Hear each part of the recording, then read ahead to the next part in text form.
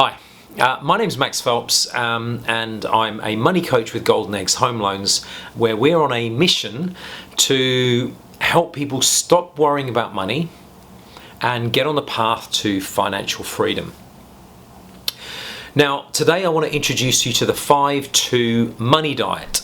It's a catchy little name, but it's based on a very simple premise that you need a minimum 5 bank accounts spread across 2 banks to manage your money effectively.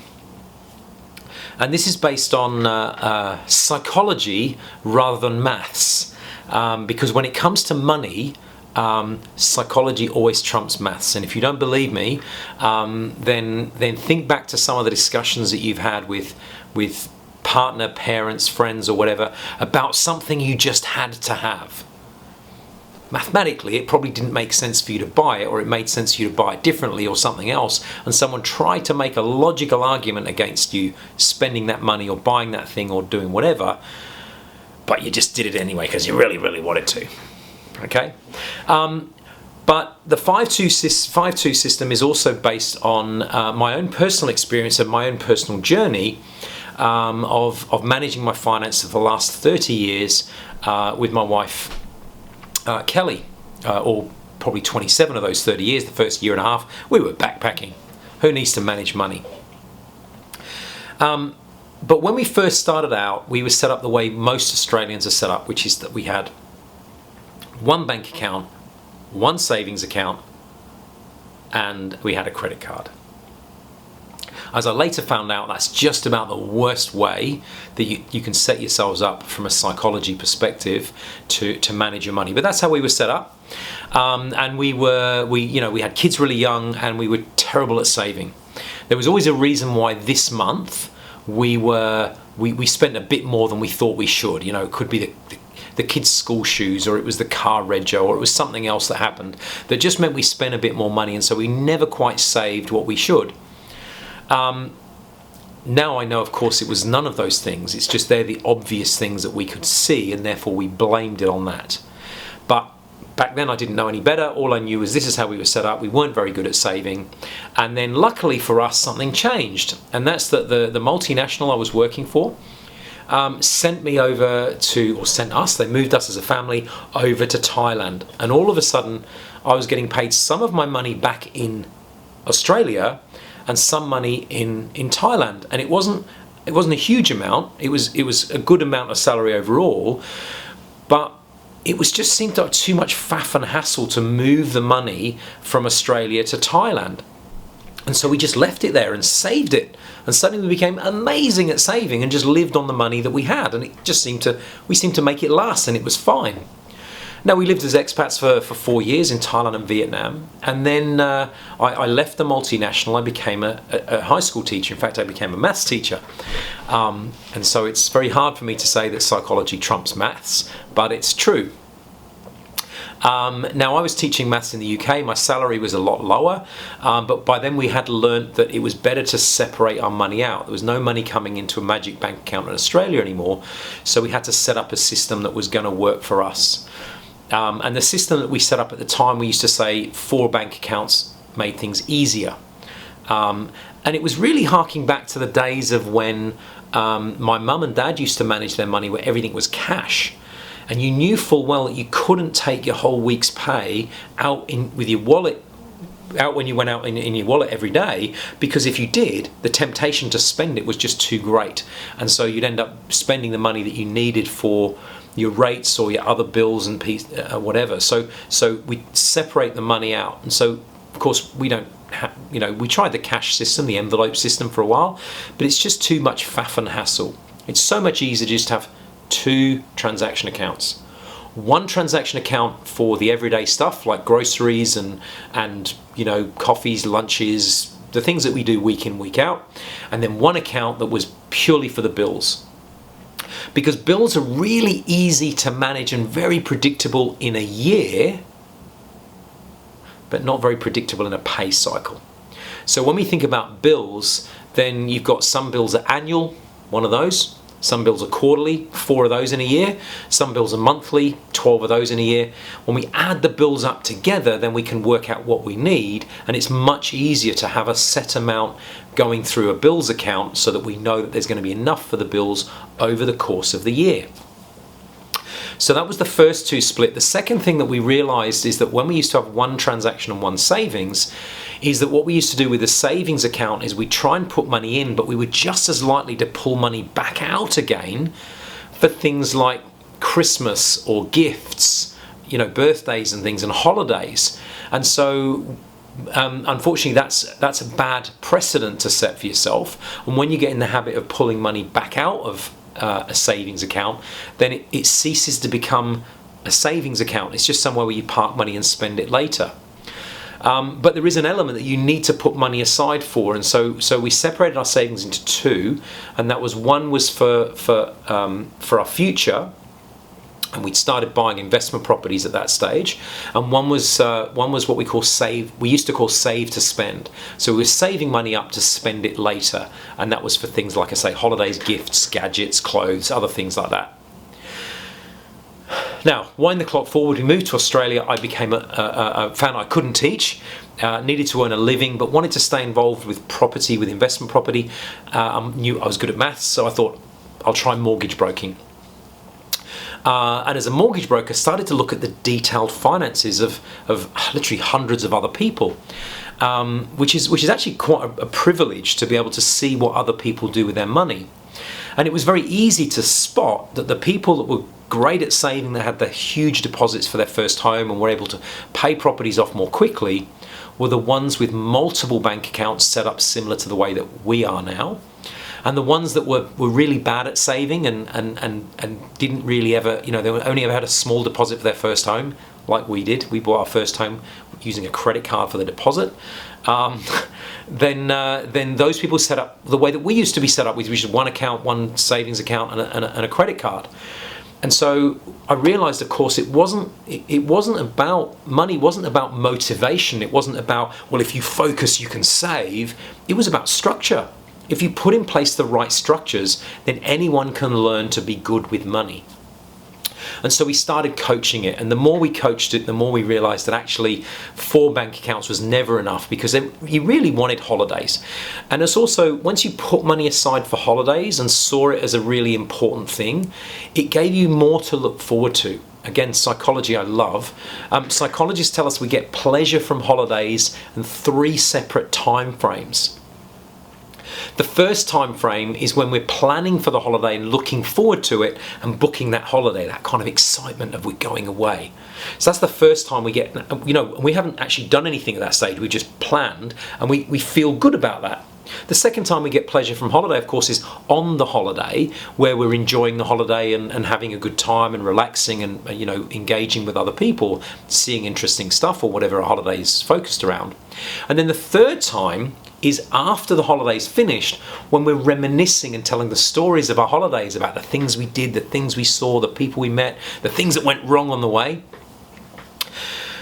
And when we look at the way we used to do holidays, was that we used to kind of try and save, and there was never quite enough in savings, so we then used the credit card. And then so you weren't really looking forward to the holiday as much, because you kind of felt a bit guilty about the fact there wasn't quite enough money that was there, and then you'd put it on the credit card at the last minute so that you could try and manage the bills, the cycle to be able to pay it off. And then when you went on holiday, you kind of felt like you every penny was kind of just eating into your debt, and so therefore you felt a bit guilty about it, and so it made for a worse holiday. And then of course after the holiday's finished, when you should be reminiscing and telling stories and enjoying just sharing the experience with other people, you're actually just feeling guilty about the fact that you've got this credit card hangover that you've got to try and pay for. And it just, we've now gone from something that should have given us pleasure 3 times to actually only having pleasure really once, and not even having that properly, because we were just set up badly. Whereas when you have a holiday account, it then brings forward that anticipation of, oh, I'm saving for holiday. Oh, I can go for a good holiday. Oh, I'm going to plan for the holiday. Where are we going to go? What are we going to do? How much is it going to cost? How much do we need to put into the savings account to make sure we've got enough money to go there?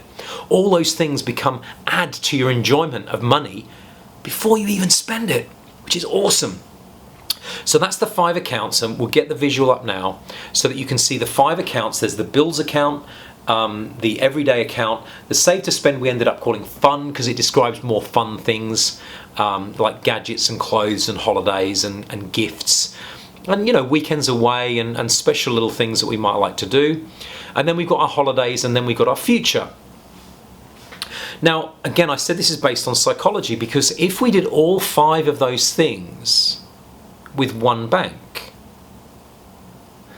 then what would happen if we ran out of money? And again, going back to when I used to get paid monthly, and the problem when you get paid monthly is that there always seems to be too much month left at the end of the money. Most people that get paid monthly, they run out after about 3 weeks, and that leaves them the 4th week broke or using a credit card, and 5-week months just make your head explode. So rather than doing things that way, we manage the everyday money weekly. Weekly is an easier time frame to manage. It's a good rhythm to get used to. It means because we've got the pay going into the bills account, we can set an automatic payment to come out every week. But then, of course, what happens if you run out of money in the week? We'd love to say that, well, I've run out of money, therefore I shall not spend more money. But we're human, so what we do is we go on our phones and we look and see, can we move money from somewhere else? And we'll think it'll be fine. We'll move it back later. It'll be fine. So if we can easily move money between our bank accounts, if all those 5 are with the same bank, then at the point when we should be saying, actually, I've spent too much, now's the time to stop, then we're saying, tick, tick, tick, move, and we can pay for stuff. And you might go, yeah, I wouldn't do that though, and I'm fine, I won't be doing that. It's like, that's all well and good. But don't forget that again, this is where psychology is most important, is that we are not sane, rational and sober 24 hours a day, 365 days of the year. We all have our little moments, and it could be a lack of sobriety.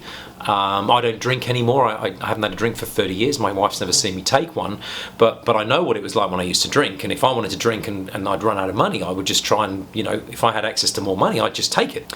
So I know that the drunk version of myself would know that I shouldn't be moving money across. But even if you're not a drinker and you don't expect to get drunk, don't forget there's also the kind of the up version of ourselves that we might get really excited about something, and I just want to buy this thing for my partner or for someone or whatever, and there's not enough money, I'll just move it. Or the really low version of ourselves when we're just looking for something to try and cheer ourselves up. And of course we know that spending money doesn't actually make us any happier. In fact, it just causes more problems.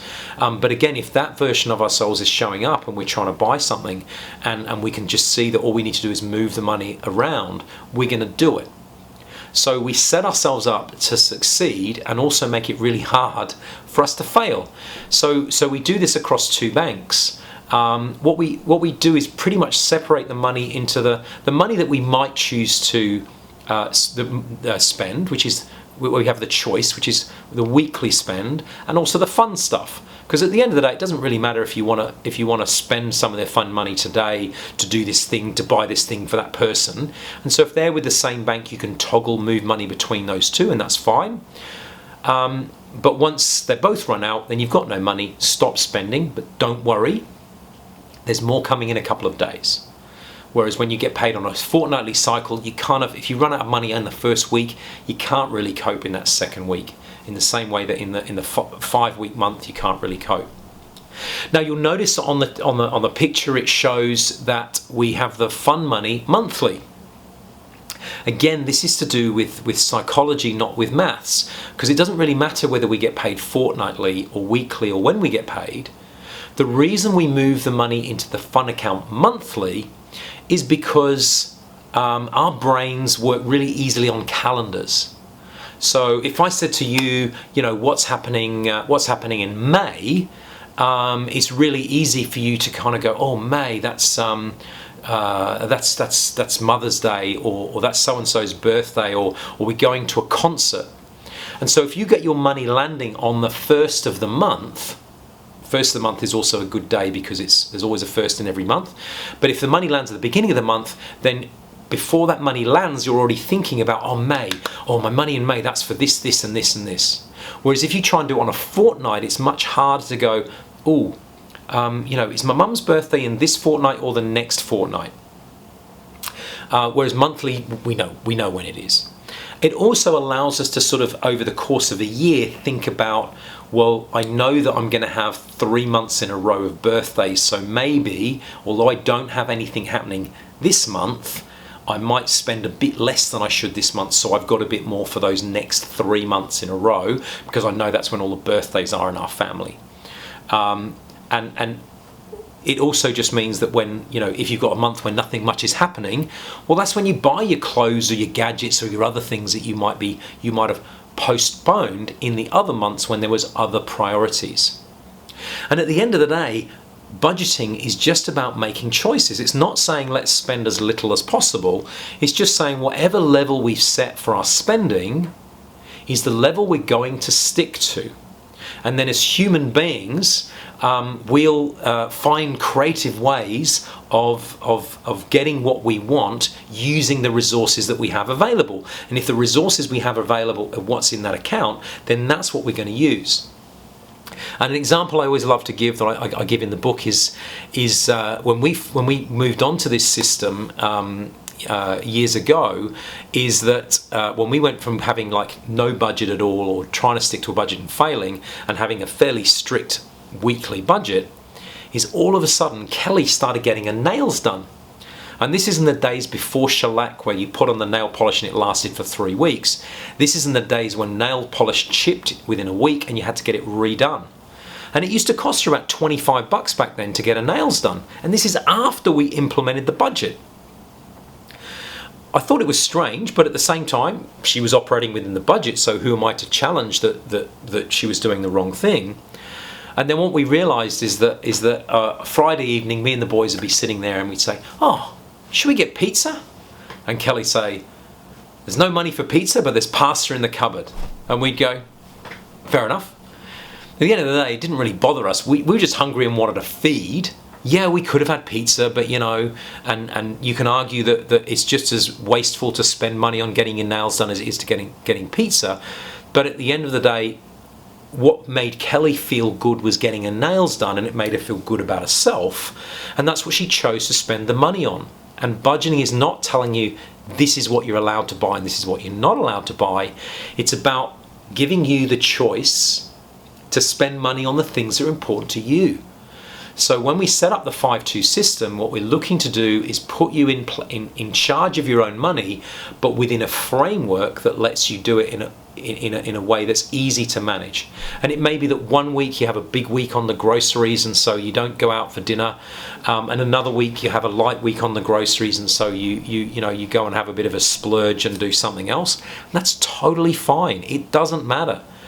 What matters is that you don't spend the same money 2 or 3 times, because reality, that's not what can happen. So I just want to go back to credit cards, and so you might ask, with this 5-2 system, where do credit cards fit in? And the answer is they don't. The reason credit cards don't fit in is because they give us permission to spend money that we haven't even earned yet. And we talked before about tapping the card and finding you've got no money and not being able to transfer it from somewhere else. Well, a credit card instantly gives you access to your entire income for the next month. And so walking around with that in your wallet is just a really, really bad idea. And so what we encourage people to do is to not have them in their wallets. In fact, I'm sitting here right now at my desk, and I can tell you right now that I've got a credit card here that I keep in my desk drawer. It's actually not even it's actually a separate account that I use, but it's not a good idea to carry credit cards with you, because they make it too easy to access money. One trick that we used for quite some time, we don't do it anymore, but what we used to do is keep a credit card in the car. And the nice thing about that is, firstly, again, psychologically, it lets us know that we've got that money if we need to fill up with petrol. And petrol is one of the things that we often consider to be a bill, because it has the characteristics of being, you're not going to just go, whoo, I've got lots of money, I'm going to fill the tank up and drive to Brisbane and back. You just put in what you need and you use what you need. So we used to use a card in the car. We've got an electric car now, so we don't need a card for the petrol. But the other thing is imagine, and this happened to me a couple of times, that going into the shopping centre and you go to buy something and you tap the card and it says no. It says no because you've run out of money for the week or the month. And so you think, oh, maybe I should, do I really want that? I'm not sure.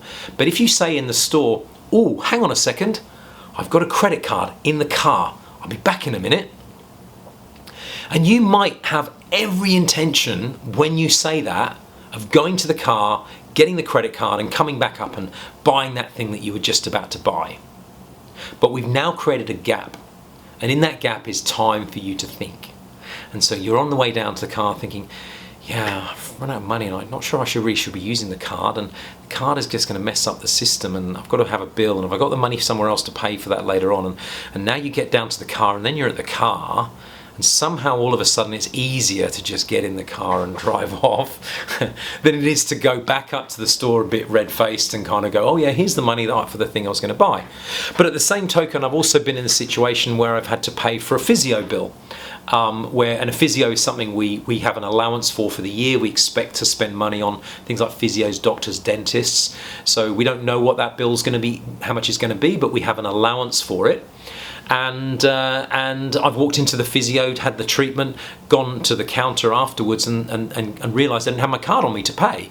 And just gone, oh, I'm really sorry, I've got the card in the car, I'll be back in a minute. And I've gone out to the car and I've grabbed the card and I've come back and tapped it and paid. So it's there as a kind of an emergency thing, but because it's in the car, it creates that distance and that space to think and to reconsider the decision to overspend. And any form of using a credit card for regular spending is an overspend. And so that's one way that we have used credit cards in the past. We don't use them anymore. Two things I'm going to get from here normally as questions is, oh, but what about my points? I love my points. I'm just going to inject some more points in here. Yes, I know you can get credit card points, and I know you get your free trips and your flight upgrades from the credit card points, but most of those things happen not because of the points you earn from the money you spend. It's from when you sign up and get 50,000 free points. That's when you get the points. The reality is most of us spending things on a credit card all the time don't earn anywhere near enough points to make it worthwhile. Now, I think I mentioned earlier that when people use a credit card, psychology studies have shown us that if you use a credit card for all your spending, a study's been done where they've said to people, how much do you think your credit card bill is? And people think back to what they've spent in the month and they write down their figure. On average, that figure was out by 30%. Now, if your average credit card bill is $4,000 for the month, then you're out by $1,200. In other words, if you'd have just been using cash, you might have only spent $2,800. And $1,200 a month is $14,000 a year. There is no way that you can put $4,000 a month on a credit card, get 48,000 points for doing that, and get anything anywhere near $14,000 worth of value. It just doesn't happen. So the safest option is to not use the credit card at all. But if you really are a points junkie and you are trying to wean yourself off these points games that you've been getting into, then use the credit card for your bills and keep it in the car as an emergency. And then see how we go a few months from now, because at least you're getting the credit card points for the bills, but you're not dipping into it for the discretionary spending. And groceries, make no mistake, is discretionary. For ages I was trying to get my wife to, when I used to do the shopping, I would always shop at Aldi and always buy the own label and always buy the cheapest Coke or Pepsi on sale. And when Kelly would go to the shops, she'd always go to Coles or Woolies and always buy the branded stuff and always buy the best things, and she'd always buy the 1.25 litre Coke because that's what she liked. Doesn't even drink Coke these days, but that's important to her back then. Suddenly, when she was given the weekly budget to spend, and she knew that everything she saved on the shopping she could spend on getting her nails done, or on other things that she might like to do for herself or for us as a family, is that suddenly she was then, shopping at Aldi and buying all the own label and discount and cheap stuff and looking for the bargains, because she knew that then enabled her to have money to do other stuff. And that's what good budgeting is. It's not saying you're only living on 2-minute noodles. It's just saying, here's an amount of money. Now, you're a human being. You are genetically programmed to make the best use of the available resources, in this case your weekly allowance and your monthly allowance in the everyday and the fun account. So now use your creativity to find ways to get the things you want, or to get the outcomes you want, without going past those amounts. Whereas unfortunately credit cards become the easy option. It's just an extra resource. Just tap the credit card and go. So that's the 5-2 system. It's been a fairly long explanation. It is a generic 5-2. It's a minimum 5-2, and in fact most couples end up with 7 or 8 bank accounts, because they'll want an everyday account each. They might want a fun account each. They might want a Christmas account. They might want to save up for a new car. And the more we separate out our money, the easier we find it is to manage, because what ends up happening is everything gets pushed to the side, and we just focus on the weekly account each week, and then the monthly account as our kind of like release of have a bit of a splurge. And if you've read another famous book, you might know of the splurge account. It's very similar to the fun account. The difference being is that we recommend that that's the only one managed monthly, because the everyday stuff should be weekly, and the everyday stuff shouldn't be mixed in with the account where our pay lands. So that's the system. You'll see in other videos how to actually make the best use of it, and how to get the tool up and running, how to make it work. But that's how it works. Any questions, any comments about the video itself, then send me a note, drop me a comment, and otherwise I'll look forward to catching up soon. Thank you.